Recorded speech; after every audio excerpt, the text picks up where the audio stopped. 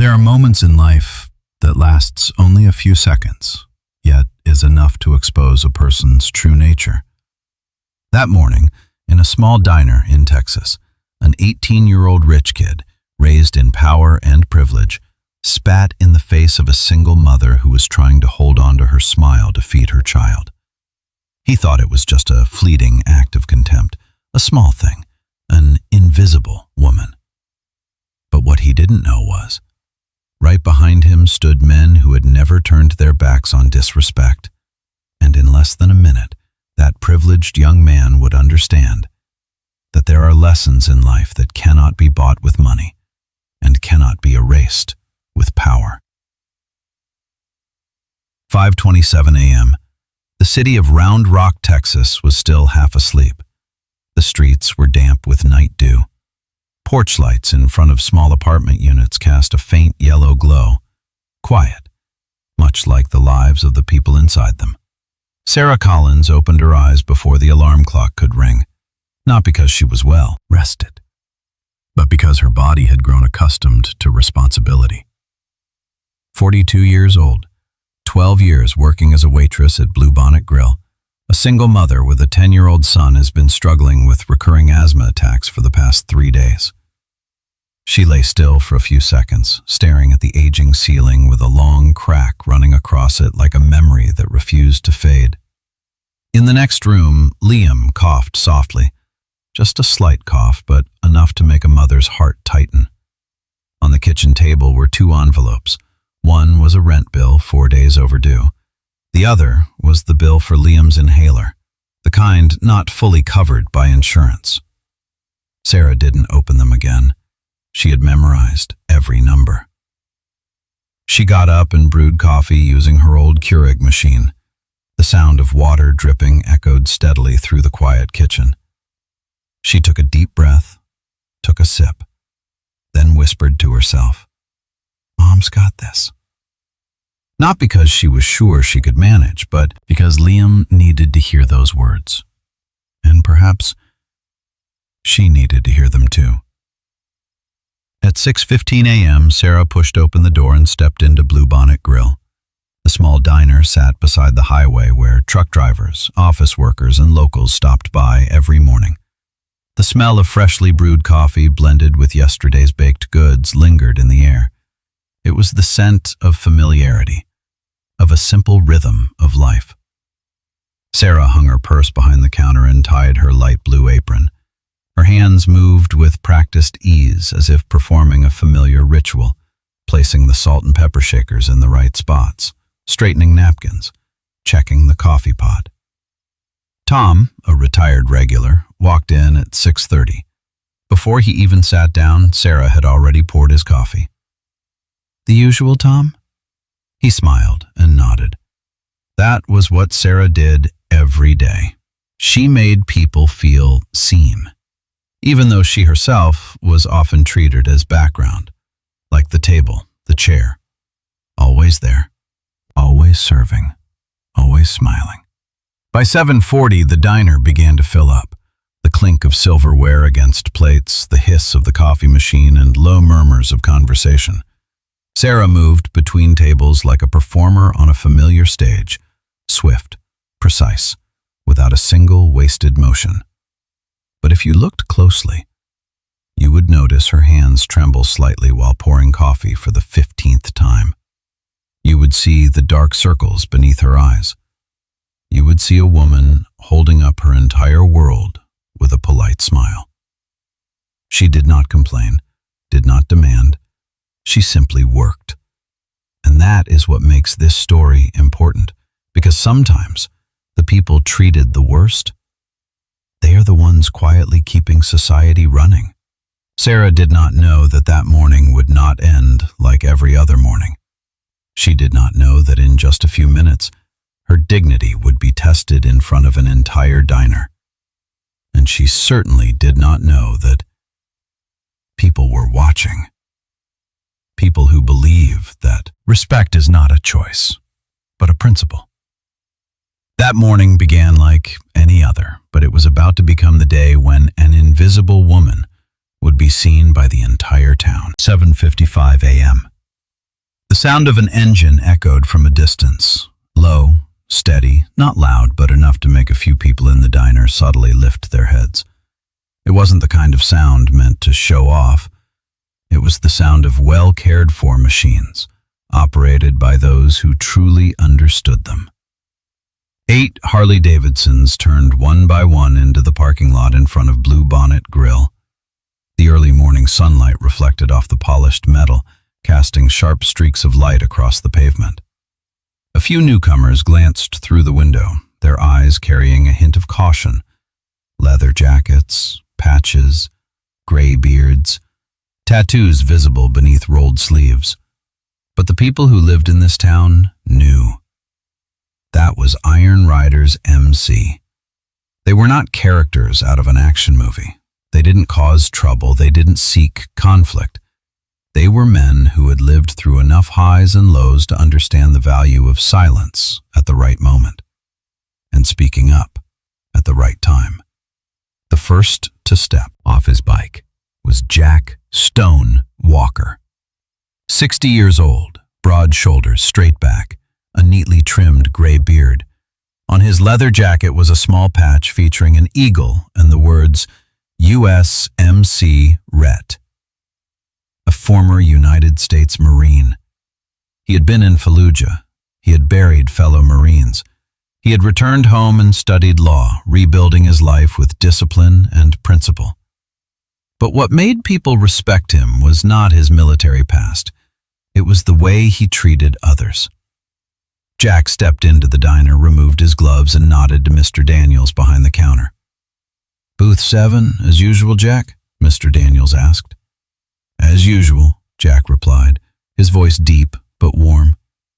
Booth 7 sat by the right side window, a position that offered a clear view of the parking lot while also affording a nearly complete view of the diner's interior. Not because they wanted to watch anyone, but because men who had once been in combat always chose seats with a wide field of vision. 8 men took their seats. Chairs scraped lightly against the tiled floor. Among them were a retired firefighter with a long scar running down his left arm, a garage owner from town, a former county sheriff, a man who had worked as an EMT for 20 years. Ordinary men, but united by a shared principle. Jack lifted the coffee cup Sarah had just poured and took a small sip. He didn't just see the coffee. He saw the slight tremor in her hand when she set the cup down. He saw the polite smile carefully placed on her face, even though her eyes still carried exhaustion. He recognized that look because he had seen it before. In his mother. His mother had worked as a waitress at a roadside diner in Oklahoma. She worked the night shift, came home at 2 in the morning. Some nights she would sit in the car for a few minutes before going inside, just to wipe away her tears. Jack had grown up with that image, and when he was very young, he made himself a promise. Never ignore disrespect. He didn't look for trouble, but he didn't turn his back on it either. Sarah passed by their table and asked, "Coffee all right, gentlemen?" "Perfect," one of the men smiled. Jack nodded. "Thank you, ma'am." Just one word, ma'am, but it carried something not everyone still possessed. Respect. The diner grew busier. Voices blended with the clink of utensils. The morning atmosphere was lively yet peaceful. And then, a glossy black Tesla pulled up in front. It was parked diagonally across 2 white lines. Jack looked through the window, said nothing. He simply set his coffee cup down gently on the table. He didn't know exactly what was about to happen, but the instincts of a man who had once lived in chaos told him that when someone enters a shared space with a sense of entitlement, sooner or later, something will be tested. Booth 7 remained silent, but the eyes of 8 men had begun to observe. And sometimes, what frightens an arrogant man the most is not shouting, but the quiet presence of those who do not tolerate disrespect. The black Tesla came to a complete stop in front of Blue Bonnet Grill. The engine made almost no sound, just an expensive, cold silence. The door opened. Ethan Caldwell stepped out. 18 years old, tall, well-groomed, his hair cut so perfectly it looked as if each strand knew its place. A crisp white shirt, an expensive watch glinting in the sunlight, AirPods still in his ears. He was not in a hurry. People like Ethan had never needed to hurry. He walked through the blast door as if stepping into a place beneath his status. His eyes swept across the diner, not to greet, but to evaluate. Old wooden tables, plain ceramic coffee cups, people dressed simply. This space did not belong to his world. Sarah approached him. "Good morning. Would you like some coffee to start?" Ethan didn't look at her. His finger continued scrolling across his phone screen. "Is the coffee here actually drinkable, or is it that traditional burnt diner flavor?" His voice wasn't loud, but it was loud enough for everyone to hear. Sarah maintained her professional smile. "It was brewed 20 minutes ago." Ethan shrugged. "Fine, black." He slid into the booth, stretching his legs forward as if to claim more space. "At booth 7, Jack observed. Not with anger, but with focus. Ethan took a sip of coffee, grimaced. "Is this filtered properly? It tastes cheap." Sarah replied gently, "If you'd like, I can brew a fresh pot." He set the cup down, slightly more complicated than necessary.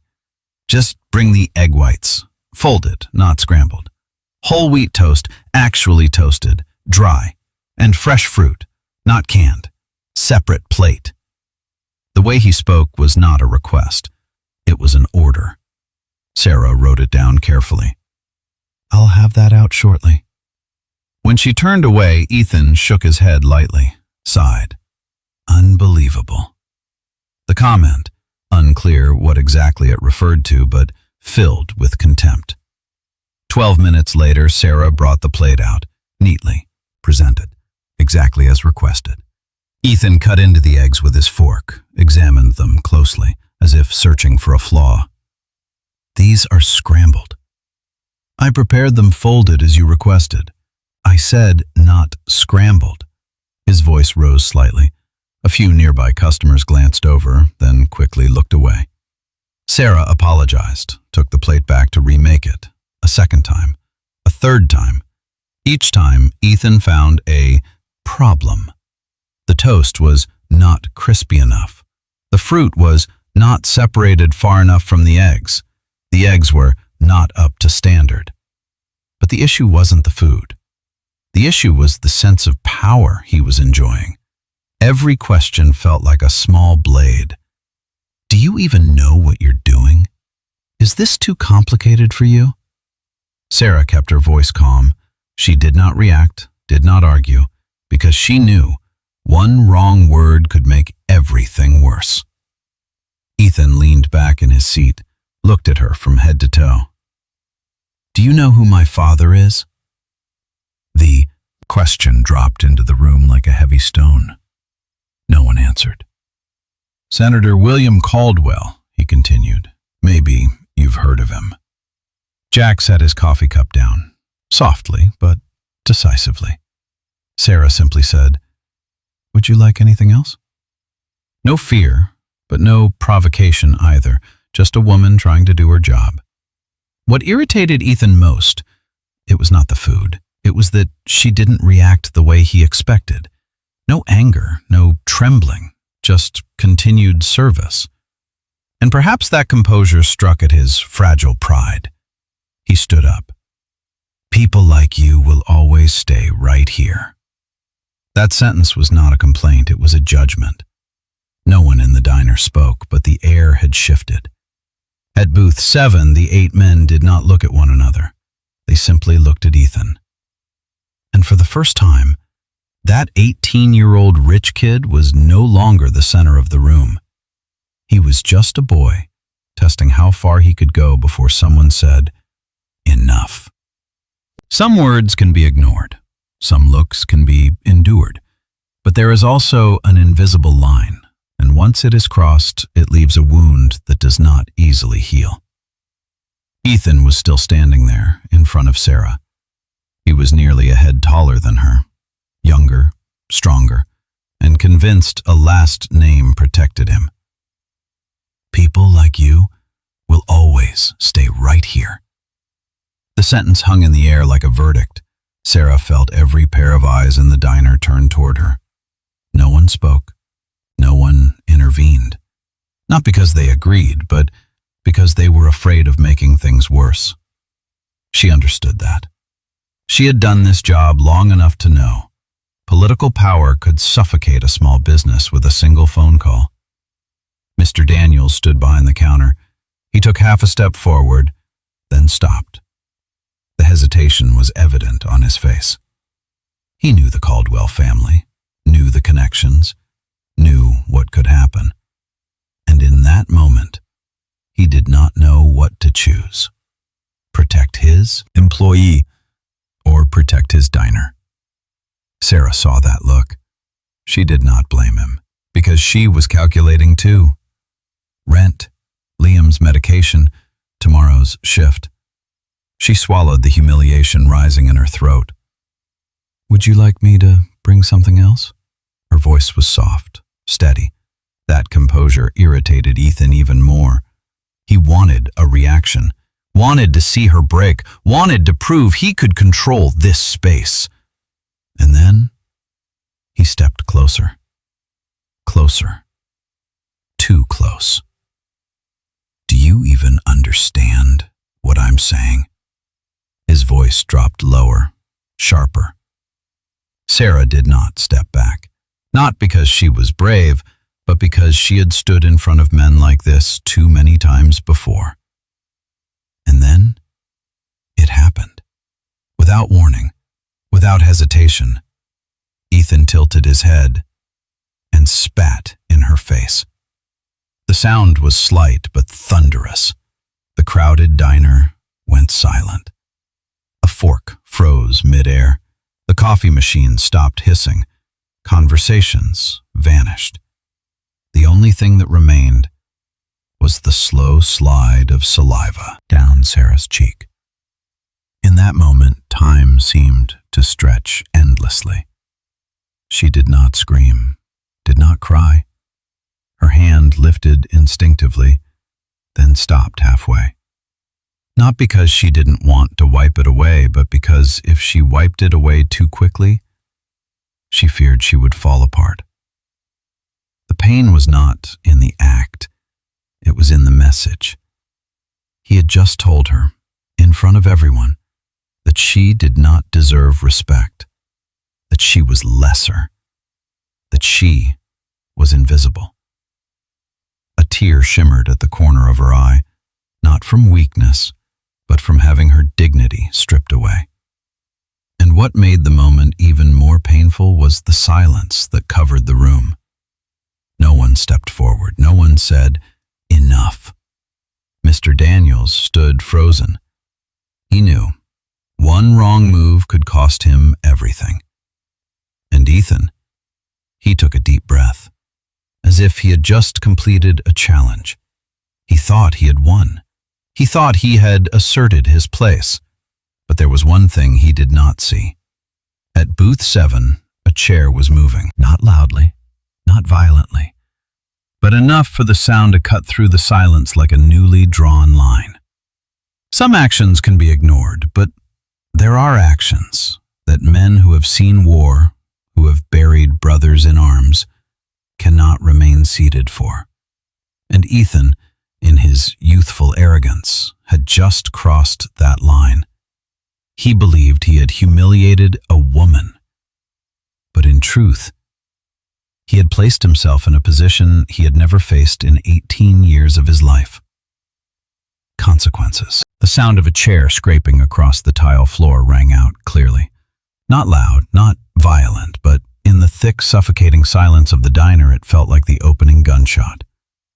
Jack Stone Walker stood up. He did not rush, did not clench his fists, did not display anger. He simply stood, like a man who had made a decision. The 7 other men at booth 7 slowly rose as well. No one spoke, no signal, no command. 30 years of friendship and years of facing danger together were enough for them to understand one another with a single glance. Ethan turned around. The smirk was still on his lips, but there was a flicker of uncertainty in his eyes. Jack stepped forward, one measured step at a time.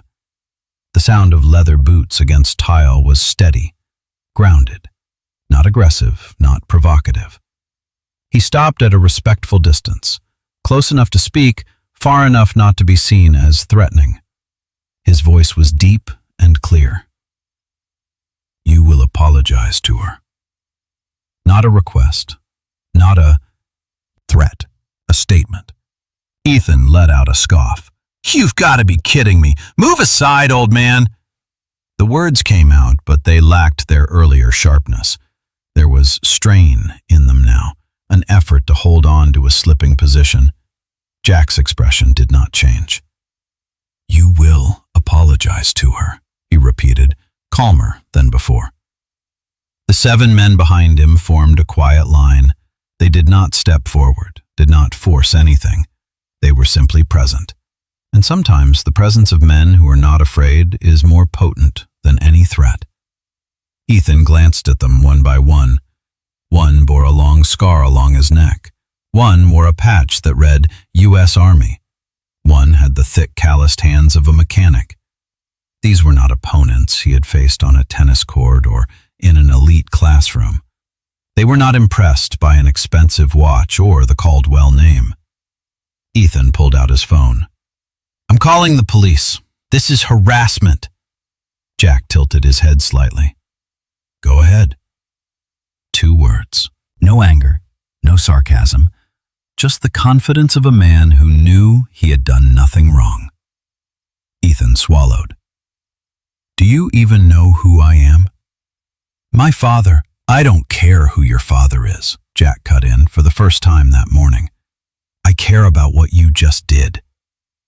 The sentence sliced through the invisible armor Ethan had always worn. He was used to people fearing the Caldwell name, but here it had no effect. Jack turned to look at Sarah for a brief second. She was still standing there, hands gripping the edge of her apron. The tears had not fallen, but her eyes held a hurt no words could fully capture. Jack turned back to Ethan. "I've buried men younger than you," he said slowly. "They gave their lives to protect freedom. But freedom does not mean disrespecting others." The atmosphere in the diner shifted. It was no longer a fearful silence, it was a waiting silence. Ethan looked around. No one laughed with him, no one stood by his side. For the first time in his life, he realized he was not the strongest person in the room. And what unsettled him most was that these men were not angry in the way he had expected. They were not trying to intimidate him. They were asking for a straightforward thing. Accountability.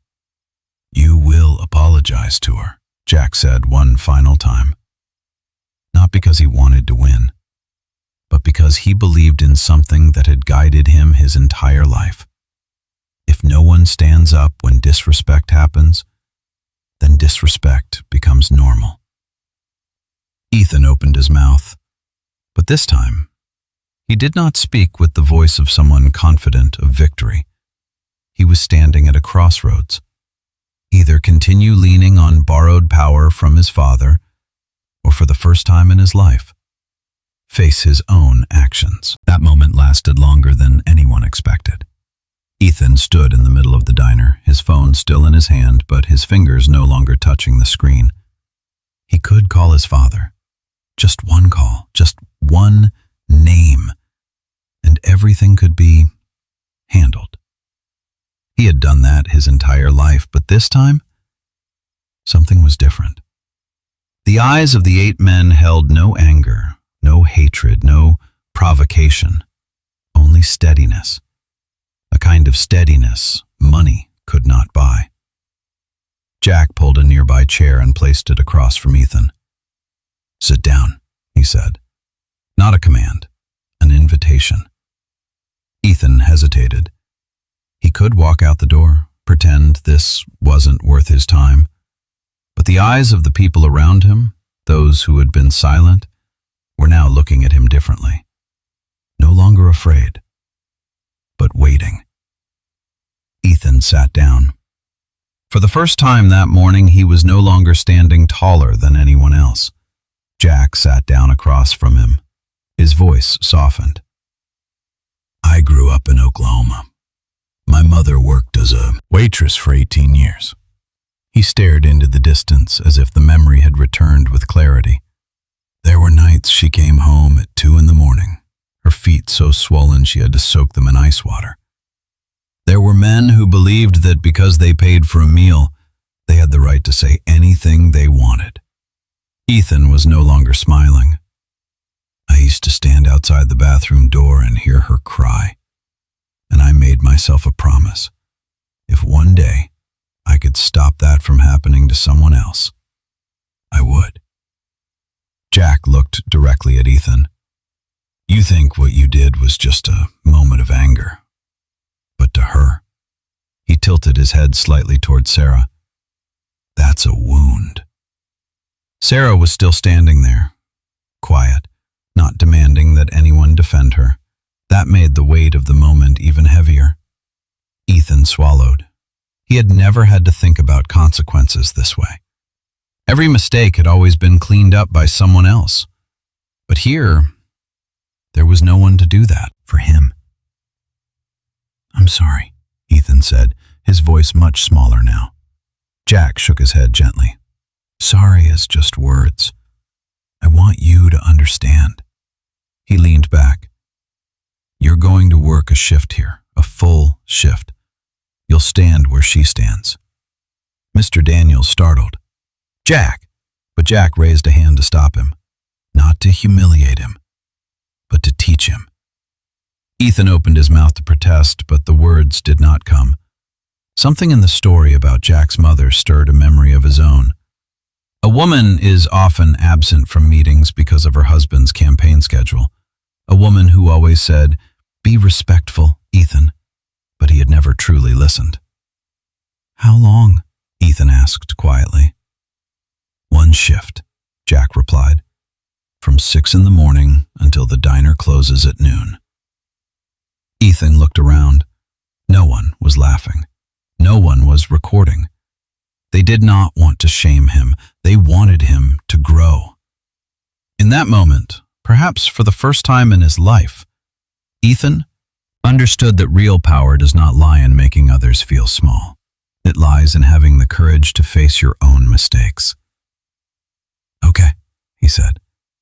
One simple word, but heavier than any arrogant statement he had made before. Jack nodded. 3 days from now, 6 a.m. When Ethan walked out of the diner, no one looked at him with fear anymore. They looked at him like a young man standing before a chance to change. And sometimes, that chance does not arrive as a reward. It arrives as a lesson. A lesson that cannot be bought with money, cannot be erased with power, only learned through experience. The story could have ended there. A privileged young man learns a lesson. A woman has her dignity restored. A morning comes to a close. But sometimes, when the right thing is done at the right moment, it creates ripples far beyond what anyone expects. 2 days later, a short post appeared on the Round Rock community page. There was no humiliating video, no shocking images, just a simple message. Yesterday, I witnessed a woman being disrespected, and I also witnessed men who stood up for her dignity. The post told Sarah's story, of a single mother working since early morning, of how she remained calm despite being humiliated, of how a group of veterans demanded respect, not with fists, but with principle. The story spread quickly, not because of a scandal, but because of sincerity. People began asking, who is she? How is her son? What can we do? Jack and the Iron Riders did not seek attention. They did not even mention their names. But one member quietly set up a support fund, simply to help Sarah pay for Liam's medication. The original goal was modest, but within 48 hours, donations far exceeded expectations. Some gave $10, some gave $50. Some left messages. Thank you for not staying silent. Bluebonnet Grill began to fill up more than usual, not out of curiosity, but because people wanted to show support. The tips on Sarah's tables doubled, tripled. One morning, she opened an envelope handed to her by Mr. Daniels. Inside was a notice that Liam's medication had been paid for 3 months in advance. Sarah sat down, her hands trembling slightly. Not from exhaustion, but from emotion. She had never imagined being seen this way. She had only done her job, only tried to live with decency, and for the first time in years, the weight on her shoulders felt a little lighter. Not gone, but lighter enough for her to breathe more deeply. Ethan continued working at the diner 2 days a week. No one forced him. He volunteered. Not as punishment, but because he did not want to leave just yet.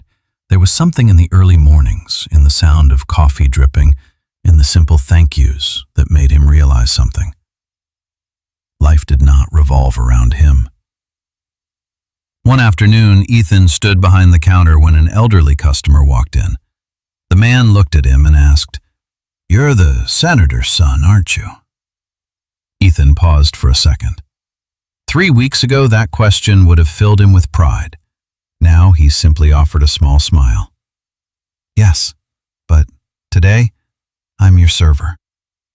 The answer moved through the diner like a warm breeze, not loud, but enough for people to feel the change. Eventually, the story reached the local press. No one published images of Ethan spitting. No one exposed details to shame him. They told a story about consequences and the opportunity to make things right. Senator Caldwell's re-election campaign did not collapse, but the margin of victory narrowed significantly. More importantly, he began speaking with his son, not as a political strategist, but as a father. Because sometimes, the most dangerous thing is not a child's mistake. It is a child who has never been held accountable. Booth 7 now had a small sign mounted on the wall, reserved for those who stand when others won't. The Iron Riders refused to call themselves heroes. Jack only said, "We didn't do anything special. We just didn't turn away." And perhaps that is what made it special. A small diner, an act of disrespect, a group of people who refused to stay silent, and an entire town was reminded. Dignity is not a luxury. It is the minimum every human being deserves. The story did not just change Ethan, it changed the way people looked at one another. And sometimes, that is the most significant victory of all. Some stories end with applause. Some stories end with tears. But the story of Bluebonnet Grill ended with quiet change. 3 months passed. Mornings at the diner still began with the smell of freshly brewed coffee and sunlight slanting through the windows. Sarah still tied her apron the same way, still asked Tom, "The usual?" Still smiled. But something was different. That smile was no longer strained to hold everything together. It was lighter. Liam's medication had been paid for. The boy no longer had to be hospitalized for midnight asthma attacks. Sarah began setting aside a small amount of savings each month. Not much, but enough to enroll in a nursing course in the fall. Not because she hated waitressing, but because for the first time, she dared to think beyond tomorrow. Ethan still showed up 2 mornings a week. No one required it. Jack never mentioned it again. Sarah did not insist. He chose to come. There were days when demanding customers irritated him, days when he was so tired he wanted to quit. But whenever the old feeling, arrogance, the belief that he was the center of everything began to resurface, he remembered the moment the drop of spit slid down Sarah's cheek.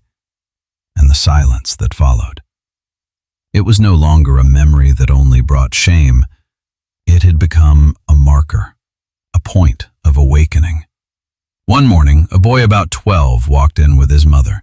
The boy accidentally knocked over his glass of water. His mother apologized profusely, embarrassed.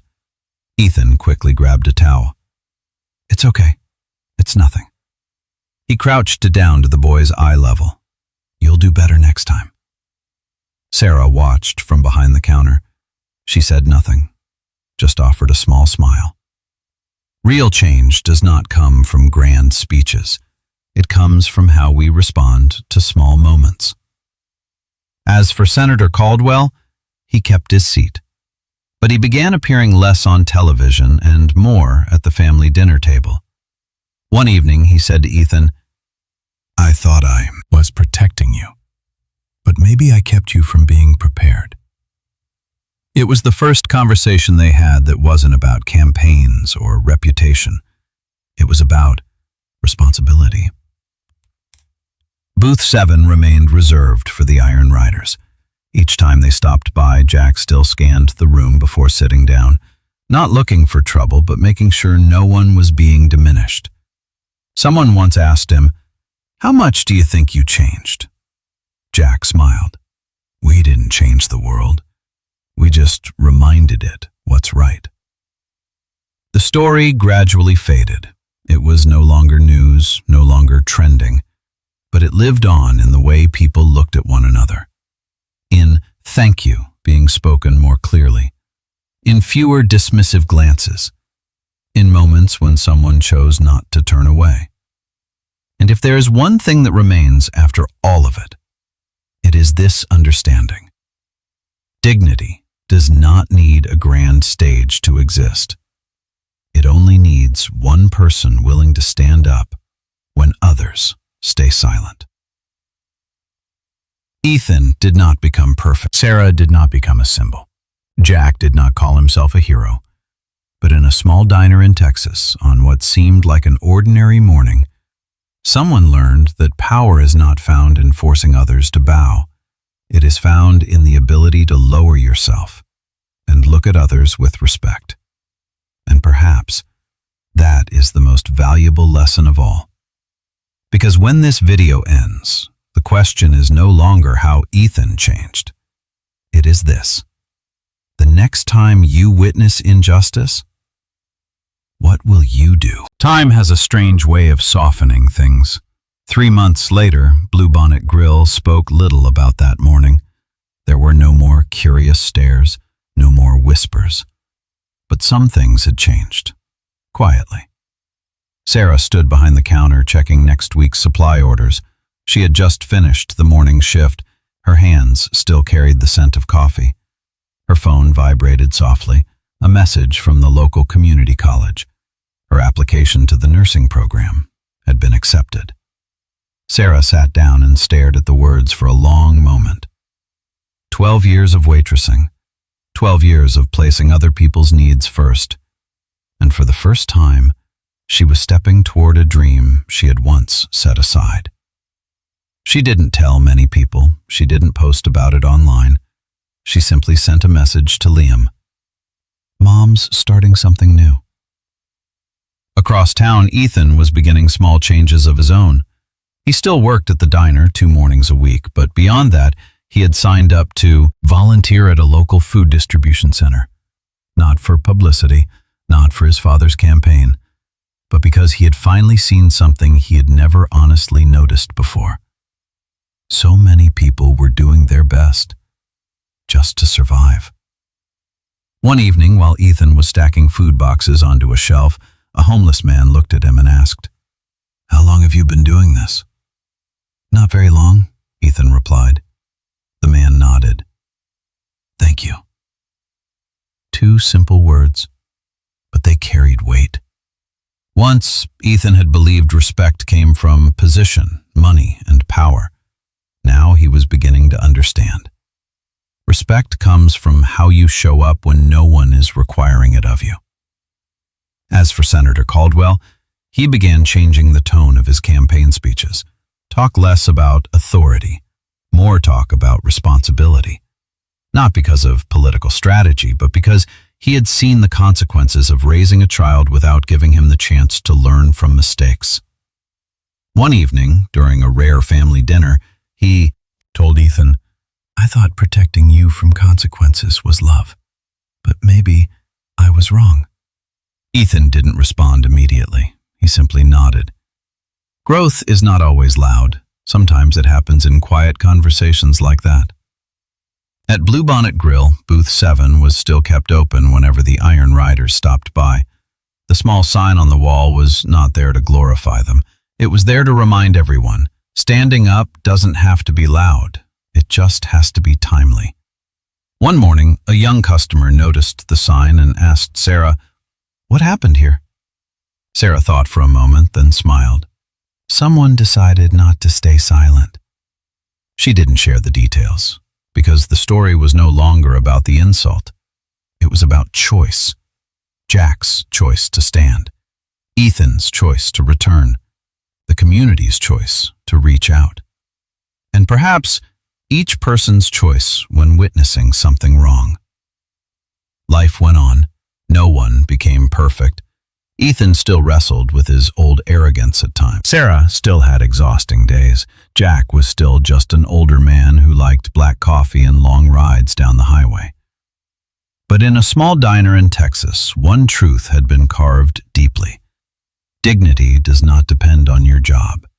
It does not depend on your money. And it certainly does not depend on your last name. It depends on how you choose to treat others. And as this story comes to a close, what matters most is not how much Ethan changed. It is this question. If one day you were standing in that diner, would you look away? Or would you stand up? Life does not always change through grand moments. Sometimes it shifts direction because a chair is pulled away from a table, because a man stands up, because of a single sentence. You will apologize to her. Bluebonnet Grill is still there, by the highway, with the smell of morning coffee and the sound of the glass door opening each time a customer walks in. There are no banners, no signs advertising an inspirational story. Just a small diner where someone once considered invisible was seen. Sarah no longer walks into each shift carrying the same weight she once did. She still works, still serves, still smiles. But that smile is no longer a shield against contempt. It is the smile of someone who knows she is worthy. She has begun nursing classes in the evenings. Liam is healthier now and is hospitalized far less often. He sometimes sits at a table near the window doing homework while his mother finishes her shift. Once he asked, "Mom, were you scared that day?" Sarah thought for a moment before answering. "Yes, but I was more afraid of staying silent." Somewhere else in the city, Ethan no longer walks into rooms with the posture of someone who is always protected. He is learning to listen more than he speaks, learning to apologize without attaching excuses, learning to look a server in the eye and say, "Thank you," with sincerity. He did not become perfect, but he is no longer the boy from that morning. And perhaps that is what matters most. Jack still stops by the diner from time to time with the Iron Riders. They still sit at booth 7, order black coffee, and talk about long rides and old memories. When someone once asked why he had intervened that day, Jack answered simply, "If we don't stand up for what's right, we're teaching the next generation that what's wrong is normal." Not a hero, not a movie savior, just a man who kept a promise he made to himself as a child. This story is not about a privileged boy being punished, nor is it about a brave motorcycle club. It is a story about dignity, about how a small act can carve itself into memory for a lifetime, about how silence can wound and presence can heal. Because in the end, we are not remembered for what we own. We are remembered for how we treat others, especially when no one is forcing us to be kind. There is something Sarah once heard from her father when she was young. A person's true character isn't revealed when they're respected, but when they think no one is watching. That morning, Ethan believed no one was watching, but someone was. And more importantly, someone chose not to turn away. So as this video comes to a close, the question is no longer, what did he learn? It is this. The next time you see someone being diminished, what will you do? Will you lower your head and move on? Or will you be the one who pulls that chair away from the table? If this story made you reflect, leave a comment with one simple sentence. I will not stay silent. Share this video with someone who works in service, so they know they are valued. And if you believe that stories about character, accountability, and quiet courage still matter in this world, walk with deep life tales. Because sometimes, what changes a life forever begins with one person deciding to stand up.